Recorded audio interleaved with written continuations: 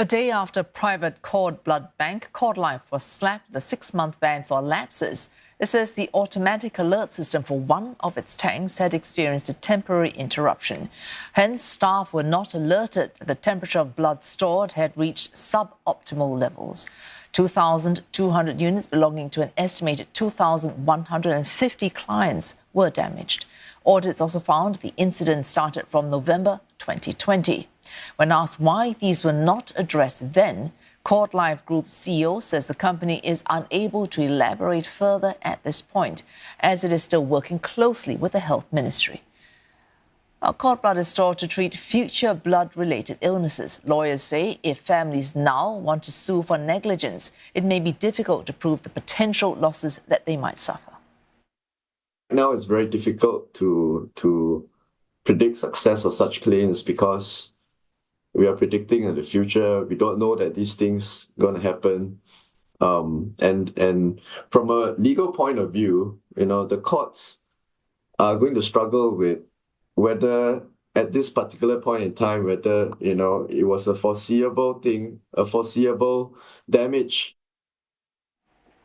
Cordlife says it will find suitable replacements for the damaged units. But one lawyer says even if a match is found, parents may feel that it's not quite the same because it's the blood of a third party.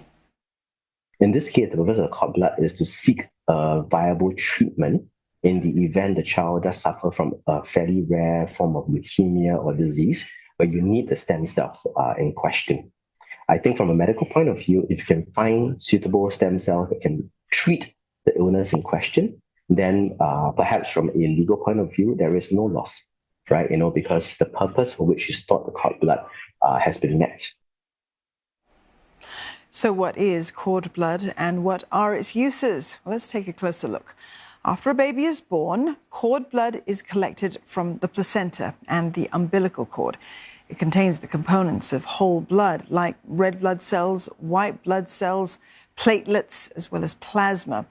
It also has blood stem cells, which can be used to treat and even cure some diseases through transplantation.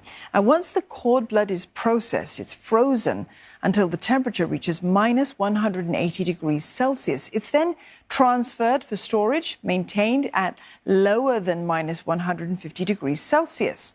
The cord blood can be stored in a public or private blood bank.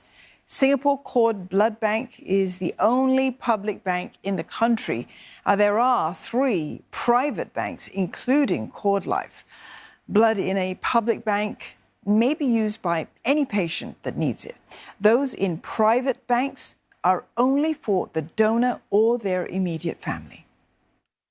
Is something that is combined with another treatment which is more targeted towards killing a cancer cell, for example, in leukemia. They can dose you with very high levels of lethal doses of chemotherapy drugs in ways that doesn't just kill the cancer cells, it also kills your immune system off.